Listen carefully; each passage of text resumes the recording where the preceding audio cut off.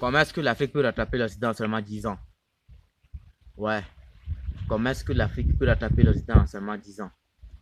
C'est Radical Rose qui se pointe pour vous réaliser encore une petite vidéo. C'est un sujet qui me turlupine parce que j'ai toujours rêvé, pensé que l'Afrique peut un jour, on peut être à un niveau où on ne pourrait plus envier qui que ce soit sur le plan économique, sur le plan développement. Comment est-ce que l'Afrique peut rattraper l'Occident en seulement 10 ans? Ça peut être de l'utopie. Ouais. Parce que moi, pour moi, si les pays de l'Asie du Sud, comme la Chine, le Japon, ou bien la Corée, la Malaisie, tout ça, ou bien même l'Inde présentement, sont en train de rattraper l'Occident en seulement 30 ans, 40 ans, pourquoi nous ne pouvons pas faire mieux à partir des records de 15, 20 ans, 10 ans, par exemple? Vous savez, pour comprendre, pour pouvoir résoudre le problème, il faut comprendre le fond du problème. Le fond du problème, c'est quoi? Pendant des siècles, il y a eu d'abord la traite arabo-musulmane. Et puis après, il y a eu la traite négrière. On parle de l'esclavage. Il y a eu la traite négrière. Et puis il y a eu la colonisation aussi. L'Afrique était devenue un champ de chasse où les brebis bien, où les animaux, on a semé du disons parmi les animaux pour les chasser. Donc, il y avait un sentiment de panique, panique continuelle en eux. Donc, ils n'avaient pas le temps de réfléchir. Pour moi, ceux qui étaient en place n'avaient pas le temps de réfléchir pour voir quoi que ce soit. Parce qu'ils étaient tout le temps sous la peur, quoi. Jusqu'à ce que, bon, jusqu'à ce que, en 1900, dans les années 1945, là, avec la Deuxième Guerre mondiale, Hitler qui a provoqué ça, parce que le malheur des uns fait le bonheur des autres. Sur la Deuxième Guerre mondiale, l'Africain était loin de s'apercevoir de son état de colonisation pour pouvoir oser réfléchir à prendre son indépendance. Bon. Côté développement, on est très très en retard. Durant des années, l'Occident a surclassé l'Afrique sur presque tous les plans. Niveau côté économie, côté militaire, même psychologie. La science, n'en parlons pas. Aujourd'hui, on parle des armes biologiques ou bien bactériologiques. On parle des porte-avions avec des Rafale F-35. On parle des gadgets technologiques de toutes sortes, je ne sais plus. Donc, on est vraiment loin d'être des innovateurs en ce domaine. Bon. Quelle est la solution pour pouvoir atteindre ces niveaux? Mais, pour moi, personnellement, parce que j'aimerais que tous ceux qui vont regarder la vidéo puissent donner leur avis dans les commentaires. Personnellement, qu'est-ce que ces pays ont fait? Ils ont juste copié les autres.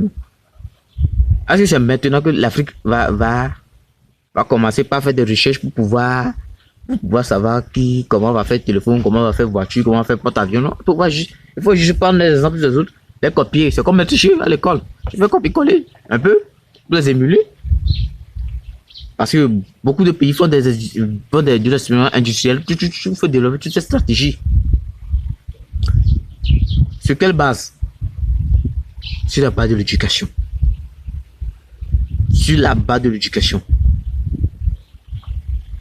Vous savez, il faut vraiment recadrer le système éducatif en Afrique. Sincèrement. Avec une bonne dictature, une bonne discipline. Aujourd'hui, on peut beau se vanter.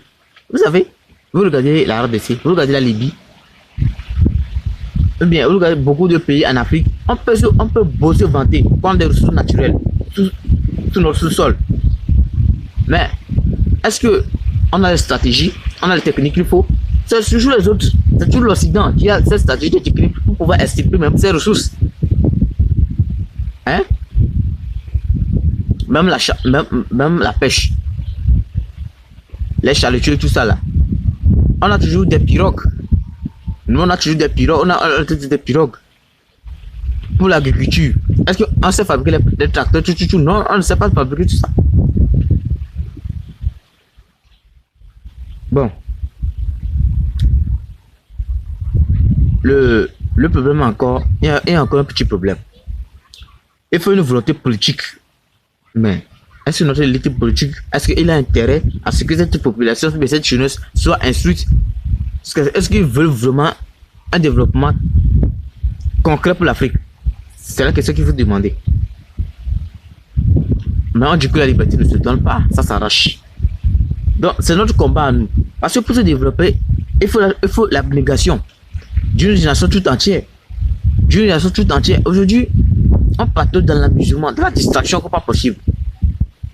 Le football ne va pas sauver l'Afrique. Les films, regardez les films, les séries, la journée, toute la journée, ça va les commenter sur tout n'importe quelle série ne va pas sauver l'Afrique. La solution, vraiment, pour le moment, c'est d'éduquer notre population. C'est d'éduquer notre population. Et pour ce faire, pour le moment, pour pouvoir changer les trucs, il faut beaucoup d'acteurs. Il faut beaucoup d'acteurs dans la sphère politique. Il faut beaucoup d'acteurs dans la sphère politique. Parce que ceux qui sont là présentement,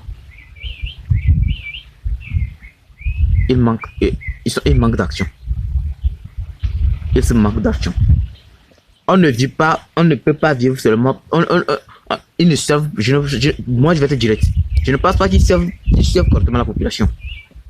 Ils servent à leur manière, mais ils ne servent pas proprement dit la population.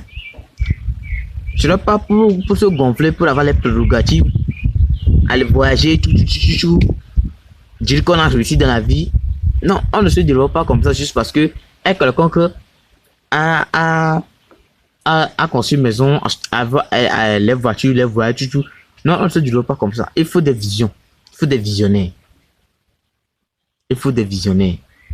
Donc, c'est ma petite vision que je suis en train de mettre sur pied. J'espère que vous allez m'aider à me dire ce que vous pensez dans les commentaires. Mais il faut que beaucoup de personnes soient instruites. Soient vraiment instruites. Parce que l'instruction même, une population bien instruite, hein, c'est comme si on a placé une bombe à retardement.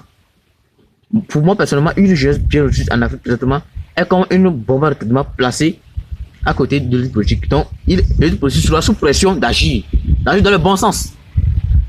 Dans le bon sens. C'est ce que moi je crois. Dites-moi ce que vous en pensez dans les commentaires.